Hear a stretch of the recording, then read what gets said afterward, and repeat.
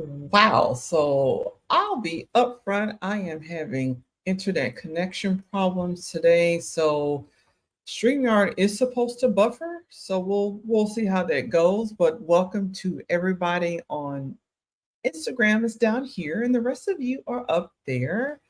So let's see. Eh, I've tried to close some things down, but I've been having internet issues for the past 2 weeks that I've been in Alabama. So we shall see what we see, right?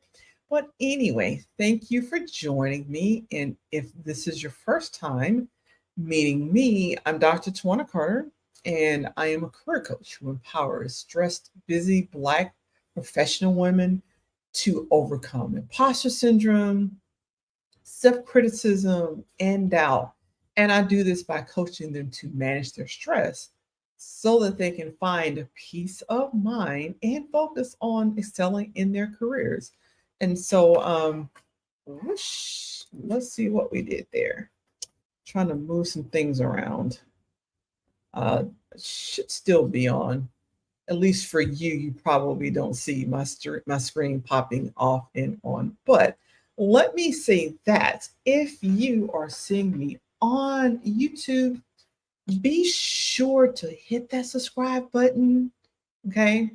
And go ahead and subscribe. Let's see, I have two comments. So let's look over here and see. Hey, M7 Global. And Monica, she says N7 Global. I've given you a whole new name. My sister-in-law's name Monica, so I got Monica on the brain, right? And so she says that hi Tawanda and hi again. And she says, I'm so glad I discovered you on YouTube. Thank you so much. And I do want to say welcome to everybody because I have Facebook in the house, LinkedIn, YouTube, Twitter, and Instagram. I think I got everybody there. And also a huge thanks to all of you who catch me on the replay. So you too, thank you so much for that. I appreciate it. And like I was saying before I got interrupted, trying to scoop some things around, I am trying to reach 500. I'm in the process of reaching 500 followers on YouTube, and I am at 484.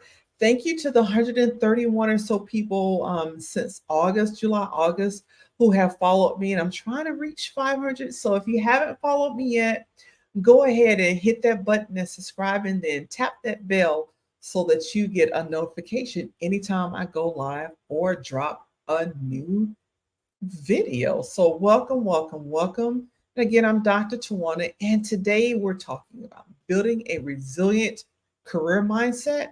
And really, we're talking about techniques and mindsets for Black women, right? So you saw, for those of you, and I'm going to tell Instagram this, but I put a question out there, and it says, what percentage of workers are looking for a new job in 2023?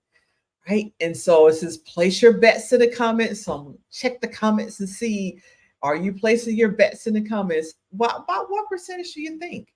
What percentage of people are actually looking for another job, a new job? Right. And so okay, so she says, I am Jazz. Let me know if that's Jazz or Jazz. My daughter, we call her Jazz for short. So it looks like Jazz Ballinger. Thank you so much for joining. I appreciate that. So you got any bets about what the percentages of people who are looking for a new job in 2023? So this data comes from like January 2023. And at the time, they said it was 96%. I'm going to put that out in the comments. It was about 96%. I saw another figure that stated about 65%, and that was as of February. So the thing is people are looking for new jobs. So you're going to change. And also, we know that we had this little thing called COVID, as well as there are a lot of layoffs. For some folks, there are layoffs at the beginning of COVID, while other companies ramped up hiring people. And some of those folks that ramped up hiring people, They are now laying off a lot of people. So a lot of big tech is laying off people. And so the goal is to be sure that you are resilient in your career. That's what this is about. Developing a resilient career mindset. That's what this is about because change is going to happen. Whether or not you're changing, because like most people that change their jobs, they wanted more pay. That is why many people change jobs. Now, I do work with women who work, pay is good, like pay is always important, but some of them are looking for a better work life balance, just not so much stress, so that they can really manage their stress and enjoy life as it should be enjoyed, right? And so the reason why people are getting jobs. So Jazz came in at 47. She says, wow, to the 96%. That's a lot. That is a lot. And most of them, like I said, were looking for a job salary increase. Although some folks are like, you know what, the money is not that big of a deal. I need work life balance. You know, I need to get away from so much stress. And so, for whatever the reason, the thing is to develop career resilience. That's what you need with that resilient career mindset. So let's go ahead and get started. And do drop your questions and comments that you have. And I'm going to try to scoot over my laptop again without disconnecting anything. I think I got it that time. All right. So, you know, when we talk about resilience, a lot of people say, well, resilience is just bouncing back. That's a part of it. Resilience is about bouncing back stronger, not to where you were, because where you were when stuff hit, you kind of wobbled a little bit. So Heather Meyer says stress levels. She says stress levels really do seem to be rising across industries. So that's a great point. Absolutely. There are many folks, especially for those in the federal government and some corporate as well, due to matriculation, when people leave or they're retired, they just like, we're not hire any more workers. We're just gonna divvy up the workload amongst everybody else. And in some places, that divvying up the workload means people are taking on, half as much to twice as much work for the same pay and more stress. And that's a problem. So Gabrielle, hey, and I think I think that is Gabrielle. I'm not sure about that last name though. I think I got the Gabrielle. Let me know if it's Gabrielle or Gabriel. Which one do you prefer? So yes, it is a lot of stress. It is a lot of stress. Do I go back into the office or am I working, remote? Because when you're remote, you got more time. You don't have that commute, so I can give you more work. And then some folks are still taking care of folks. A lot of Black women and a lot of Hispanic women do way more caregiving for family members than do white women. And that's one of the research things that came out during COVID. So, yes, we were working remotely, but we're also taking care of not just our children, but uncles and grandparents and parents and the like, right? So there is a lot of stress. And when you talk about increasing job duties without an increase in pay, and without an increase in more time to finish that job, yeah, there's a lot of stress going on out there. Absolutely. Thanks for that comment. So Heather says yes. Thank you, Keller. Heather, it's a great comment, right? It's a really, I should say Dr. Heather, it's a really great comment. Okay, so resilience isn't a fixed trait. You can learn resilience, you can build resilience. All right. And just like you can build resilience, you can build career resilience, right? So I know one of the first things, and some of you know, I also have a master's degree in counseling. And I remember sitting, in rehabilitation counseling specifically. And I remember sitting there like, how can I like be sure I will always have a job? I looked out across all the fields that comes under counseling. Again, I was rehabilitation counseling. And what I saw was like, substance abuse is here. It's going to be around for a while. It got worse definitely during COVID, but I didn't want to work with folks with substance abuse. And I'll tell you why. There's a high recidivity rate. People keep going back and going back and going back before they finally get clean. And, I kind of felt I would think it's my problem and my fault that they, They relapse and start using again. And I didn't want to deal with that kind of pressure on me. But when I looked out and said, what's pretty much, recession proof? I'm just thinking, what's recession proof? And it was helping folks with substance abuse. So what did I do? I took extra courses. I added 2 or 3 courses to my curriculum for substance abuse. And I got to say, it was one of the best decisions I ever made because, yes, people need substance abuse help. So when you're talking about building a resilient career mindset, it is taking that step back, looking at your skill sets, and then looking at what the market has, what's coming up. Like I told my daughter the other day, I was like, hint, hint, clue, clue, you should be studying AI. Hello, rather than running, oh, it's going to take my job. No, study it, learn how to do it, learn how to manage it, like learn how to produce it. That's what you do in order to always keep prevalent in your job. And so let's talk about some things, right? Because that's some good stuff I did. And I got a habit for like being like 20 minutes into my lives before I actually give you the meat. I'm trying to get better. Right? I'm trying to do much better. And I'm just perfectly fine with you going, hey, you're not on topic yet. Drop it in the comments, and I promise you I will look at that and then get on topics. I don't have a problem with that at all. I'll accept correction. Okay. So Jazz also says yes. And so we know that it is a rapidly changing workforce, a professional landscape. It changes. People that said, I'll never leave this job are leaving their jobs. And so achieving career success is a pursuit shared by all of us, not just money, but it's the fulfillment of doing the job, feeling like I'm a part of something that's bigger. I'm a part of something that matters, right? And for Black women, this journey often comes with a unique set of challenges because we've got to worry about the mindsets, where we have the intersectionality of microaggressions and gender and race, all of that, and then limited representation in the workplace. All those things can come together to give us a unique set of challenges, right? And sometimes when you look out and you see so few people that look like you in leadership and management roles, sometimes it can leave you wondering, like, do I have a place here? Is this a place for me? Can I make it here? Of course, the answer is yes. It just means that, it's crucial to understand the challenges so that you can address them effectively, right? And so I am looking to the side, everybody, because I'm looking at Instagram down here to be sure I'm not missing any questions or comments, and I'm checking my comments as well. Okay, so let's go ahead and jump in because I had my little chit chat talk. So let's go ahead and jump in. I have 4 strategies, right? That you need to build resilience. Talk about a career resilient mindset. So number one, starting with the most important thing, and I know people's like, what? This is not that important. It is important. Self-care. Self-care is the first thing.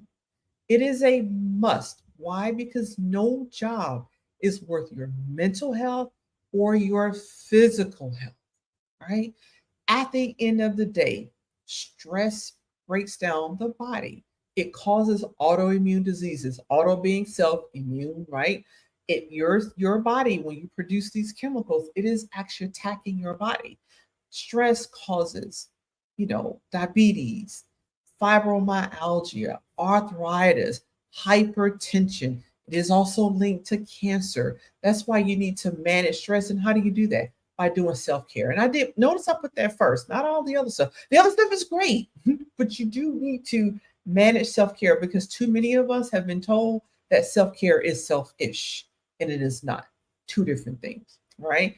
And along with that is, I'm going to put this as, let me do 5 things. I'm going to put this as separate. Setting boundaries. I'm going to separate that out from self-care. So yes, it is linked to self-care, but you have to have the ability to set boundaries. Setting boundaries don't have to be hard, doesn't have to be difficult, right? I was in a public service job where, people thought it was public service, so I can treat you any kind of way I want to. I can talk to you any kind of way because at the end of the day, my taxes pay your salary. So yeah, I'll talk to you any kind of way. Well, I didn't believe that. So I'll just be upfront. I was like, nah, I did not. I don't believe that. I really didn't. So, I've had several folks that call up and they would start the conversation with profanity. Just conversation is laced with profanity.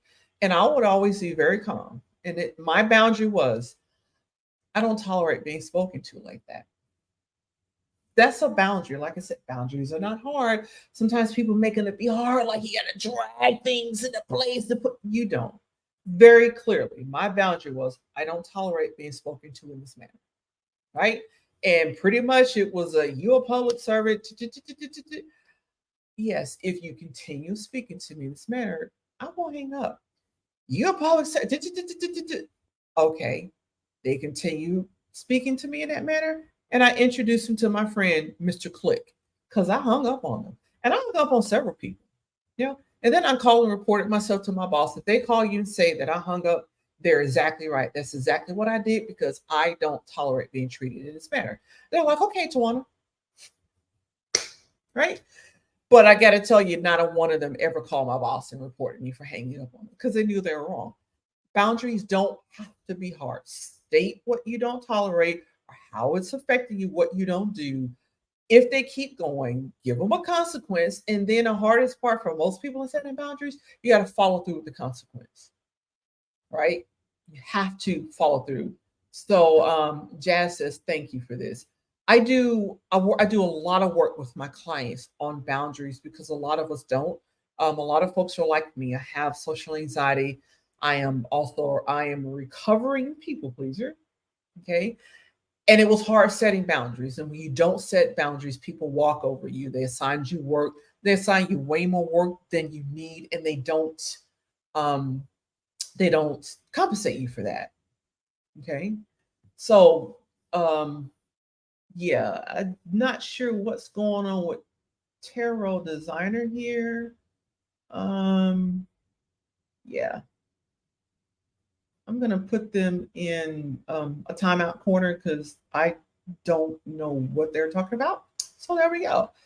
Um, so Jazz has a question. What's an example of a consequence when in a workspace with managers? Well, number one, you got to have the conversation in private, right? You don't you don't want to be in front of the rest of or anybody having this conversation because some folks will know that. Thank you, Jazz. Jazz has blocked them. Some managers will know that they're wrong, but when you challenge them in front of people, they dig their heels in, become resistant because now their pride is in effect, right? So what I suggest you do is write it out first because sometimes we get emotional. I can't, let me speak for me. I got emotional, and then sometimes I would be so choked up or so angry that I couldn't speak. But I told my clients to write down what you need to say. You write out what's been happening, and then you know how that makes you feel. You know how you want to be treated. So you write out what happened. Here's how I want to be treated, and then you put it in writing. And in this case, I've had a manager use profanity, and I don't do that. I just have this thing. At that point, by the time I reached 30, I was like, I'm just as grown as you are. I'm not doing that. But you have to, your voice, your tone needs to be just above a whisper, right? Because you don't want to match energy for energy. You don't want to do that when you're trying to confront people with boundaries. You want to drop that voice and have it be a couple of octaves above a whisper. Because when you drop your voice like that, then people have to strain to hear what you're saying. And often in that straining to hear, they've got to leave the high energy and come down to where you were. So you want that voice to be very calm, right? All right, so let's see. Jazz is exactly right. So I follow Jasmine's suggestions. They're blocked, so hopefully that worked. Let me see if I need to block that one as well because they keep popping back up. So Jazz says, if I hear you correctly, are you saying to write it out? You have options before you confront that person. You need to write out everything that you want to say. Okay, write it out. When you write out things, the reason why we have people journal is there is a connection between your mind your hand and the paper. You literally are producing thoughts in your mind. Your hand writes them down on the paper and it brings them into fruition. When you do that, you've practiced what you want to say. And you're like, I don't like how that says, you change it and all of that. So you write it out first or type it out. Then you practice it. And so what I tell folks is when someone crosses a boundary or they're treating you in a manner that you don't like, what is it that you don't like? You have to understand for yourself. Then you have to know, how do you want to be treated? In my conversation, when people would come and they would start off with the laced profanity, sometimes I would say, I don't tolerate being spoken to in that manner because I started off this conversation respecting you, and I expect for you to do the same for me. Most of the times that brought people down because I said what I wanted. I'm not going to accept you cursing me out. I respect you. You need to respect me. So whatever it is, whatever they're doing that you don't like, you need to say and start off with the I feel. I feel this when you talk to me in this manner, because I could have said that, I feel insulted when you talk to me in this manner. In the future, refrain from using profanity. I didn't, because they entered that phone conversation already hot. So it was clear, I don't tolerate being spoken to in this manner. If you continue speaking to me in this manner, I will hang up. They did. I hung up. About half of them called me back and apologized. Within 2 to 3 minutes, they will call me back and apologize. But I never matched energy for energy. I don't argue with people. I'm not an arguer. And so I don't argue. I drop that voice, like I said before. And it helps if you've written it down, if you have the chance, right? If you don't have the chance, obviously you want to drop that voice and say, when you curse me out, when you slam my door, whatever it is, it makes me feel, and write what you feel. Most of the time, nervous, afraid, threatened. Those are nice words to use. Okay. Because in the workplace, employers are responsible for not having workers feel threatened. Okay. And that's a part of the workplace civility, right? And so when you use those terms, you tell them, here's what I feel. When you do that, here's what I feel. In the future, write out what you want to hear, how you need them to talk to you, what you need them not to do. Okay. So Jazz says, okay, I will sure write. It is just best. I was emotional, so it was always best for me to write out my stuff and practice it before I was in a conversation with folks. And I'll be honest with you, I still do that. Sometimes there are tough conversations I need to have, writing them jokers out before I confront that person, right? And then also, you're welcome, Jazz. Also, writing it out and practicing means I'm more emotionally in control. My voice doesn't go up. I'm very even toned when I present that, so I don't match energy for energy. Okay. But I'm way better than I used to, but in my 20s, I would be so close to crying, I just walk away and just get quiet and walk away because I couldn't control it. But when you write it out, it's a lot better. Okay. So I thank you so much, Jasmine. If you have any more comments, do let me know. And so everyone else as well. And those of you on Instagram, I know I'm staring up here at the camera, but you too, if you have questions or comments, I would love to hear those. I appreciate that. Okay. Then also number 2 is another thing that is in self-care. It's related to self-care, but practice mindfulness. Okay? Mindfulness is known to change the brain. And so however you do it, however you decide to do it, it's up to you. Whether you practice breathing, you can also listen to calming music and pick one beat and concentrate on following that beat through as you're breathing. There's so many different ways that you can practice mindfulness. Okay, because as long as you're practicing mindfulness, you should be staying out of anxiety or survival mode. When you're in survival mode, you don't make the best decisions because your brain is all about surviving, live, breathe, eat, have sex, whatever, right? Because it's a part of survival. When you're there, though, you don't make the best decisions for yourself. You're not extremely logical when you're in survival brain. So, in order to maintain a resilient career mindset, you need to be logical. You need to be thoughtful. And so practicing mindfulness helps you with that. Okay. So now we're going to move on to some work related stuff because the first 3 were really Self-care, setting boundaries, and mindfulness, these are all for you personally, but they do affect your career and how you move in that career. All right. And so the fourth one is seeking mentorship. I'm sorry, fourth one is seeking mentorship and sponsorship, right? So important. I know it's a tough journey, right? I know this is tough for those of you who are introverts. You're like, I'm just not going to somebody and asking them a question. And so, you know, you may not just walk up to a random person and ask them to be your mentor, your sponsor, right?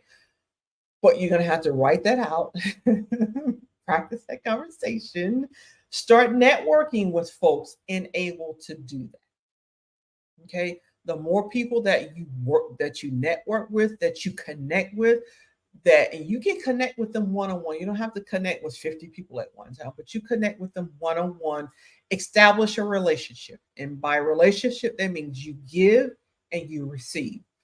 It does feel icky, and I got to tell you, it feels icky when I run into people. I know they just want something from me, and they try to pretend, but they just want something from me. That's just a feeling, and I'm an empath too, so I know that straight off.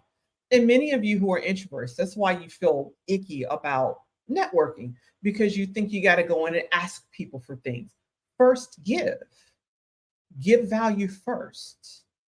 It's a church song says, "Sending up my timber, setting aside logs, for the wintertime." Set aside your logs for the wintertime. Give first. Seek to be of value before you need anything. Then when you do need something, you're cool because you've given so much value. People are like happy to help. And sometimes I'll ask you, what can I do for you? I get people that do that. They'll call me up, we sit down, we chit chat, and it's like, oh, this is great. What can I do for you? I didn't have to do an ask.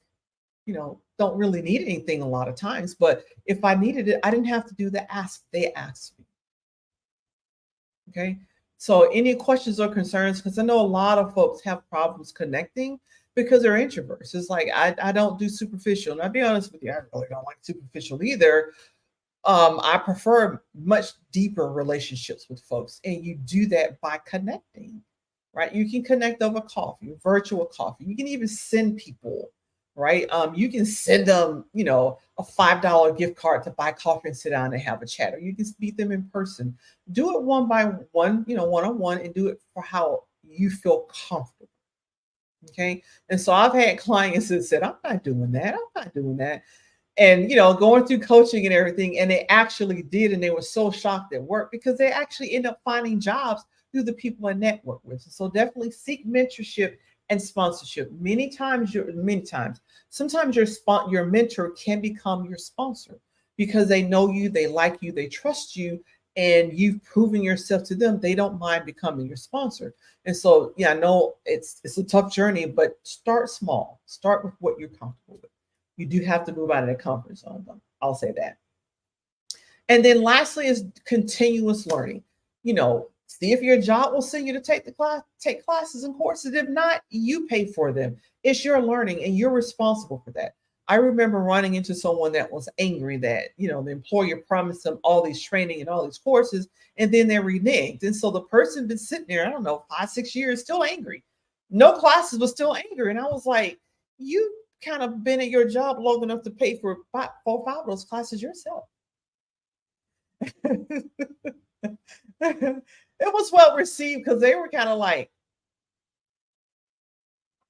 and they just stared at me. I said, yeah, pay for it yourself. Company's not paying for it, pay for it yourself. It's your career. You're responsible for your career. I'm just saying, right?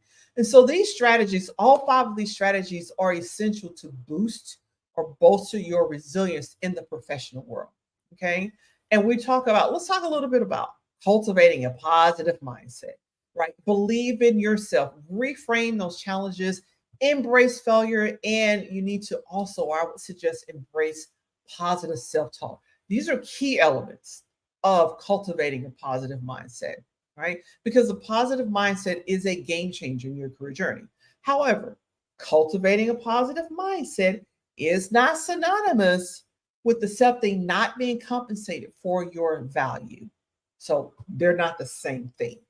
If someone is not compensating you for your value, what you're worth, position, money wise, anything else, then it's mosey along and find something else. get busy, call me up, let's sit down and have a chit chat. Because when you every year that you waste with an employer who is not compensating you what you're worth, those are dollars that are not being put towards your retirement. Those are dollars that your family doesn't see. Okay. And cultivating a positive mindset doesn't mean you accept that kind of behavior. You don't have to. You heard it here first, right? So, and so again, we talked about 5 strategies for you to build a resilient career mindset.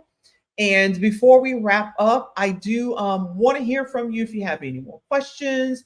I do appreciate you engaging with me today. So, hey, Sunny, how are you?